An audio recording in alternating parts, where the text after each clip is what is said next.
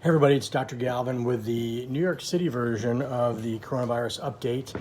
As some of you may have known, my in-laws decided to come back to the Bronx where they live, and we've had a big fight about it. We've been trying to convince them for weeks not to come, but they were quite stubborn, and ultimately it was decided that the safest way we get them here was for me to drive them directly from our house in North Carolina here with a carload of food so we could load them up and have them get safely in their house with all the stuff they need. And we have family members that are going to be looking in on them and supplying them, but we've got them safely here.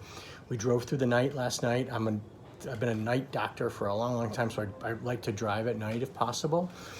The trip was interesting.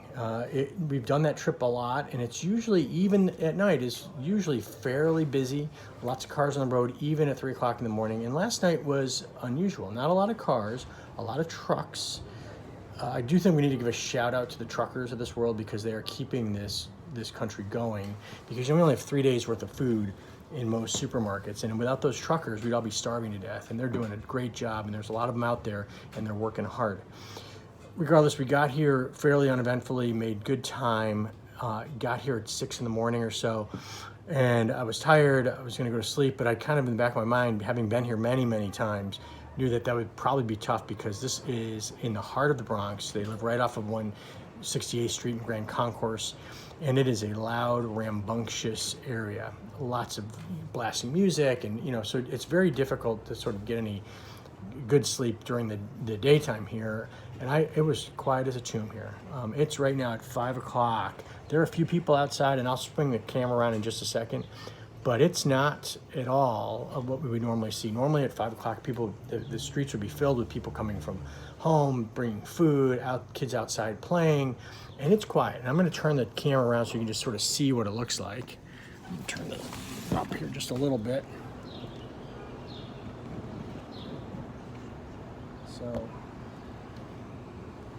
So there are people out there. Prop my camera back up so it's not too shaky. There are people out there, but not in the numbers that we would normally see. Sorry. So that's very interesting. Most of them that I've seen, probably 70% of the people I've seen are wearing masks, which is, I'm sorry, professional setup here. I've got this thing balanced on my backpack. About 70% of the people I think are wearing masks. I do see people congregating in groups a little bit, but for the most part, people seem like they're taking, reasonable precautions. It's just very strangely sedate and quiet. And the other thing is that their streets are packed with cars, and usually there are cars in and out all the time, but most of the cars out in front have stayed there. I think that's because most people aren't working, and their cars are staying put. I think the most interesting part of the trip was when I was looking through the news today, and I saw a report in the New York Times about this study that Cuomo announced today, where they did antibody testing on 3,300 people around the state, and overall they found a 14% positive rate of antibodies, and in New York City itself, 20% positive. Now, I haven't had a chance to vet it. I haven't looked at the study. I haven't looked at the methods and things like that. Just getting this from a couple of news stories. But if that's indeed true, that's a game changer, right? Because if 20% of New York City is infected already, there's 9 million people in the city. That means 1.8 million people have been exposed to the virus and have presumably recovered from it. And it sounds like many of those people never really got sick. And so that means that the individual fatality rate is very low. It's what, 0.01% roughly. And that has big implications nationwide, because that would be that, if 70% of the population got infected, we would expect about 200,000 deaths. And that's, a lot of deaths, obviously, but it's not like millions like we thought.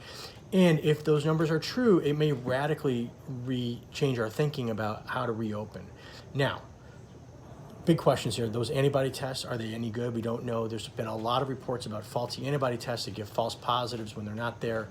We need to test way more than 3,300 people. And we need to check people in every state, because every state's probably going to be different.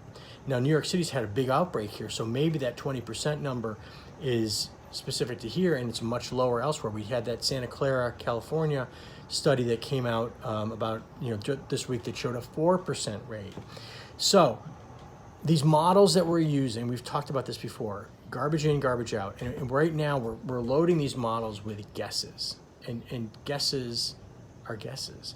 We need data. And the only way we get data is to test. And if we can test extensively, then we may be able to get out of this, get out of this lockdown much faster. But we must have the data.